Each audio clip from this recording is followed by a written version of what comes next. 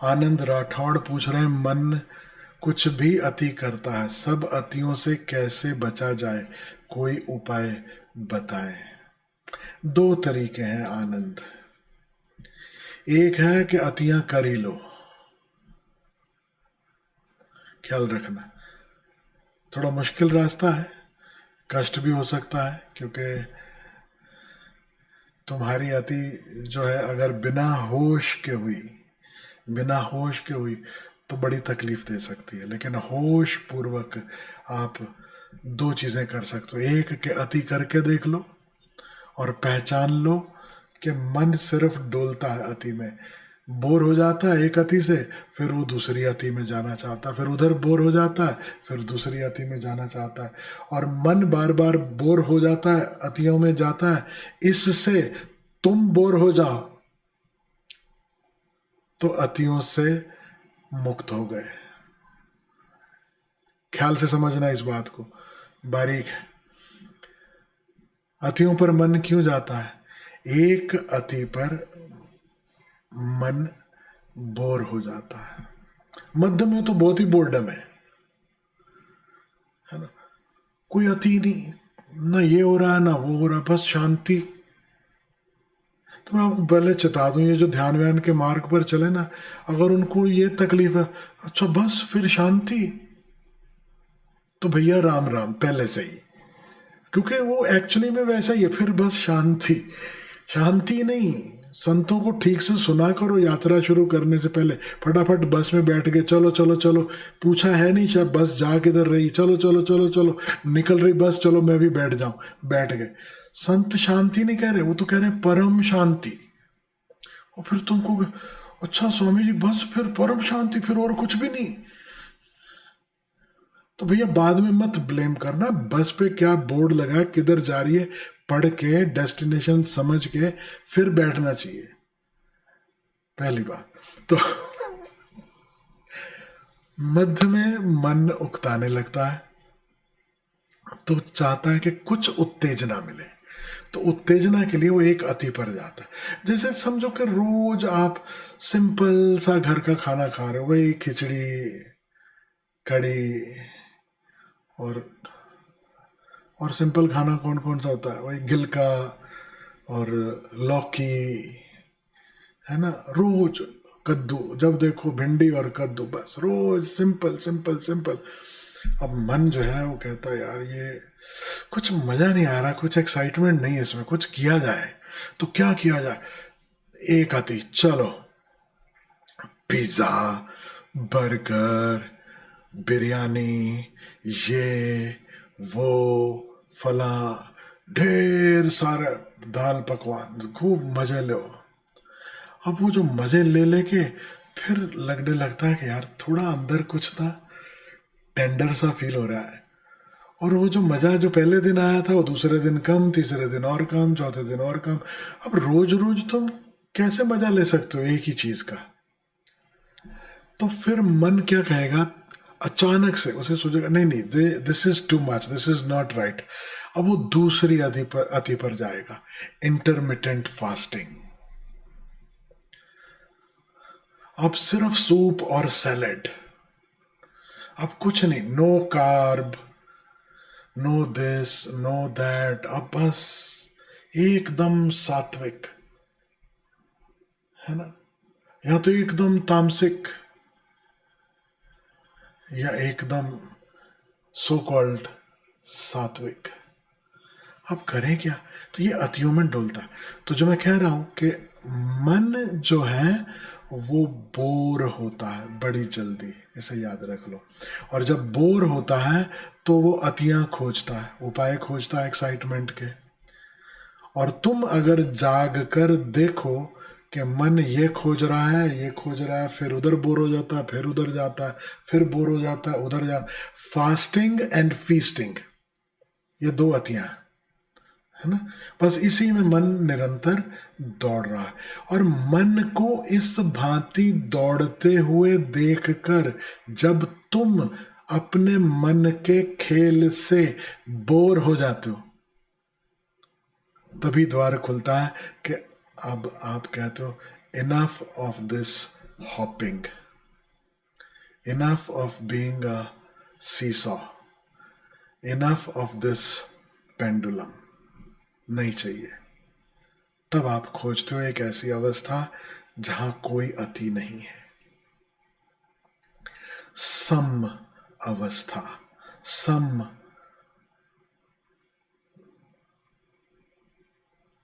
उसी सम से बना है सम्यक.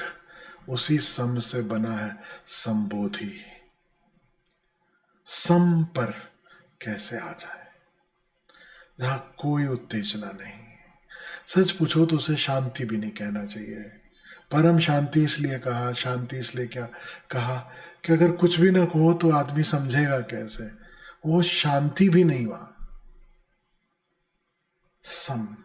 बस इतना ही कहें कि वहां कोई लहरें नहीं उठती, कोई उत्तेजना नहीं, बस होना है. तो एक तरीका है एक्चुअल में जागकर अतियों में डोलकर घूमकर देख लो. करके देख लो. जागकर, मूर्छा में नहीं, होश से भरे, ताकि अति में भी इतनी अति नहीं हो जाए कि उसके बाद लौटने लायक नहीं बचो.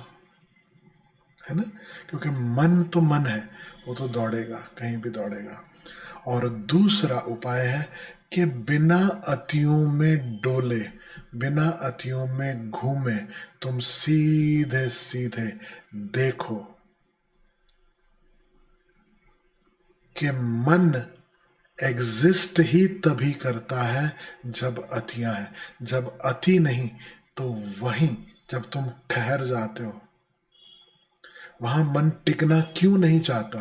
क्योंकि वो जंपिंग बोर्ड है,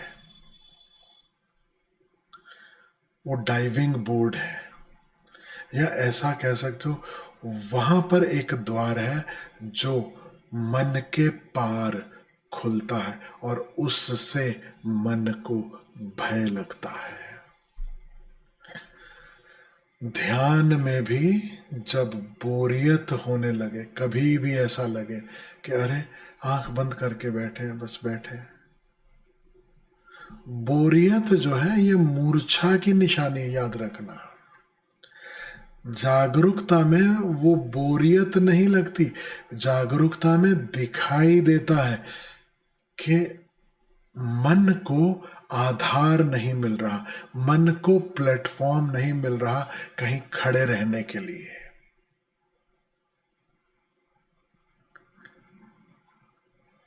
मन के गिरने की संभावना बन रही है जब अतियां नहीं. इसलिए बुद्ध ने अपने मार्ग को कहा मध्यम निकाय, मध्य मार्ग.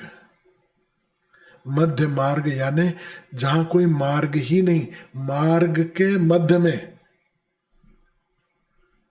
मैं तो समझता हूं, मुझसे पूछो तो मैं समझता हूं कि ये इतनी गलत ट्रांसलेशन हो गई कि एक मार्ग है जो इधर जाता है, एक मार्ग जो इधर जाता है, और एक मध्य मार्ग है जो ऐसे सीधा जाता है. ये गलत ट्रांसलेशन हो गई. मध्य मार्ग का अर्थ है ये मार्ग है या तो इधर जाता है या इधर जाता है, इसके मध्य में तुम ठहर जाओ. This is the true meaning. जहां जाना आना हो ही नहीं रहा. नॉर्मली जब हम सुनते हैं कि बुद्ध ने कहा मध्य मार्ग, हमें लगता है कि एक मार्ग है कि सामने वाले का सर फोड़ दूं, और दूसरा मार्ग है कि दूसरे को, सामने वाले को हाथ जोड़ दूं.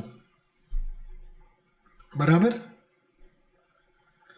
तो मध्य मार्ग क्या होगा कि हाथ भी जोड़ूं और पत्थर भी हाथ में रखूं ताकि कुछ गड़बड़ नहीं करे. वो कहानी सुनी ना आपने सांप वाली. सांप जो है उससे सब दुनिया डरती थी. तो सांप ने कहा मुझे कोई प्यार ही नहीं करता, मैं क्या करूं. कोई मुझे पसंद नहीं करता, मैं क्या करूं. भगवान के पास पहुंच गया, प्रार्थना की तो भगवान ने कहा तू सबको काटता पीटता है, जिसको देखो उसको डस लेता है, तो तू ये डसना बंद कर। तो डसना बंद करेगा तो लोग तेरे नजदीक आएंगे, लोग तुझे प्यार भी करेंगे। तो ऐसा हुआ, सांप ने डसना बंद कर दिया। 2, 5, 10 को नहीं डसा, धीरे धीरे आग की तरह खबर फैल गई, ये तो डसता नहीं। फिर किसी ने बता भी दिया कि उस दिन मैं भी खड़ा था भगवान जी के पास, तो भगवान जी ने ऐसी इंस्ट्रक्शन दी इसको, और इसने व्रत लिया कि अब मैं डसूंगा नहीं। अब क्या, अब सांप की बैंड बज गई। कोई भी पत्थर मारे, कोई भी उसको छेड़े, कोई भी उसको उंगली करे, अब वो डस नहीं सकता। अब फिर परेशान, पहले परेशान था कोई नजदीक नहीं आता, अब परेशान कि कोई भी उसकी टेरिटरी में घुस आता। अब फिर भगवान के पास गया, फिर प्रार्थना की तो भगवान ने कहा कि बेटा तुझे डसने से मना किया है, काटने से मना किया है, फुफकारने से मना नहीं किया। तो बात समझ में आई सांप को। तो फिर जैसे ही कोई कंकर फेंकने आया तो उसने अपना फन उठाया, जोर से फुफकारा, और जैसे ही फुफकारा सामने वाला डर गया और निकल लिया। तो हम क्या समझते हैं मध्य मार्ग का अर्थ? एक अति है जो नजदीक आए उसको डसना, दूसरी अति है कि आ बैल मुझे मार, मैं तुझे कुछ नहीं कहूंगा, न डसना न कुछ, तुम जो करो मेरे साथ इट इज ओके। और मध्य मार्ग क्या है?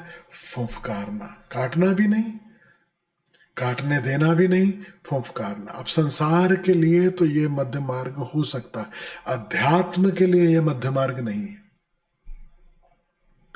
अध्यात्म में मध्य मार्ग का अर्थ है ठहर जाना, न इधर न उधर, कुछ नहीं, भीतर।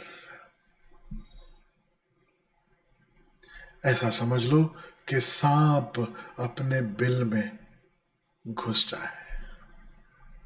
अब ना वो किसी को काट रहा है, ना कोई उसे कंकर मार पा रहा है, और जमीन का तो वो राजा है। भीतर, अपने भीतर डुबकी।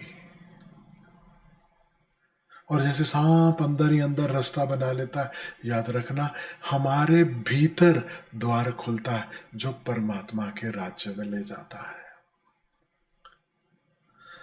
सांप बिल में घुसता है तो उसके राज्य में प्रवेश करता है जो है जमीन के नीचे। That is the kingdom he is been given, कि तेरा राज्य जो है वो जमीन के नीचे है, ऊपर नहीं। ऊपर का राजा कोई और है। लेकिन मनुष्य का गौरव ऐसा है कि भीतर मुड़े तो परमात्मा के राज्य में प्रवेश होता है। तो बुद्ध जब कहते हैं मध्य मार्ग, तो ये कह रहे हैं मध्य में ठहर जाओ। अब न यह अति न वह अति, तुम सबसे मुक्त हो जाते हो। दूसरे ढंग से कहूं कि एक जर्नी है जो लीनियर है, हॉरिजॉन्टल है, उसमें हम इस अति में जाएं या उस अति में जाएं। लेकिन जब तुम ठहर जाते हो तो जर्नी वर्टिकल हो जाती है। कह सकते हो गहराई मिल जाती है, कह सकते हो शिखर मिल जाता है। और वहां इस तल पे जो भी हो रहा वह कुछ भी मायने नहीं रखता, कुछ भी मायने नहीं रखता। तो मध्य मार्ग का अर्थ थोड़ा ख्याल में लेना। और जो आप कह रहे हैं आनंद के अतियों में मन डोलता है, कैसे बचा जाए, कोई उपाय बताइए। मैं बताऊं, आपके पास दवा मेरे पास है पैरासीटामोल। आप बोलो सर दुखता है तो पैरासीटामोल, आप बोलो शरीर में थोड़ी हरारत है तो पैरासीटामोल, आप बोलो थोड़ा बुखार बुखार लग रहा है तो पैरासीटामोल। मन डोल रहा है, अति में डोले या कैसा भी डोले, उपाय एक ही है, साक्षी भाव। देखो मुफ्त में तुम्हारा एंटरटेनमेंट हो रहा है। मन कभी इधर जाता है, कभी उधर जाता है, कभी ये दृश्य दिखाता है, कभी वो दृश्य दिखाता है। तुम्हारा क्या ले रहा है? तुम थोड़ी ना चले जा रहे हो, मन डोल रहा है कि तुम डोल रहे हो। खोजो। अभी मन के साथ तुम डोल जाते हो। यहाँ समस्या है, तुम बैठ जाओ, मन को डोलने तो भूल जा, कहाँ जाना है। ऐसा समझो जैसे कुत्ता दौड़ता है ना गाड़ी के पीछे। कभी देखा आपने, कार निकलती, कुत्ता उसके पीछे पीछे दौड़ता है, दौड़ता है। अब वो क्या करेगा कुत्ता, उसको गाड़ी चलाने आती है क्या, चला पाएगा क्या, कुछ उसके काम की है क्या। ऐसा मन का स्वभाव है, बिल्कुल वो कुत्ते जैसा, सब गाड़ियों के पीछे दौड़ता है। तुम गाड़ी रोक के खड़े हो जाओ, तब कुत्ता क्या करता है,